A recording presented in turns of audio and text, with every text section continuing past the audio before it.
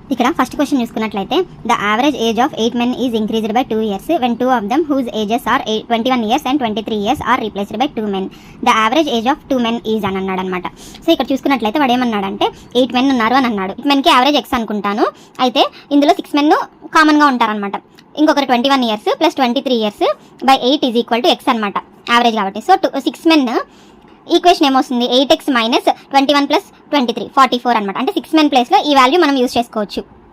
అలాగే ఇక్కడ ఏమన్నాడు, కొత్త పర్సన్స్ M1 M2 వీళ్ళిద్దరిని ఇంక్లూడ్ చేస్తే 6 men plus M1 plus M2 by 8 average ఏమన్నాడు, ఇంక్రీజెస్ బై 2 అన్నాడు అనమాట.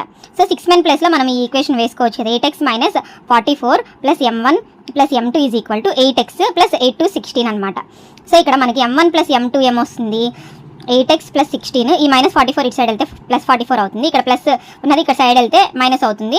8x క్యాన్సిల్ అవుతుంది. M1 plus M2 is equal to మనకేమొస్తుంది 60 అనమాట. అంటే M1 ప్లస్ M2 ఏంటి అని అంటే టోటల్ వెయిట్ ఆఫ్ 2 persons అనమాట. అయితే వాడు యావరేజ్ ఆఫ్ 2 new persons అన్నాడు కాబట్టి ఈ ఇద్దరికి M1 ప్లస్ M2 ఇద్దరు న్యూ పర్సన్స్ కాబట్టి వాళ్ళిద్దరికి యావరేజ్ బై 2 అనమాట, 60 బై 2. సో ఆన్సర్ అనేది 30 అవుతుంది.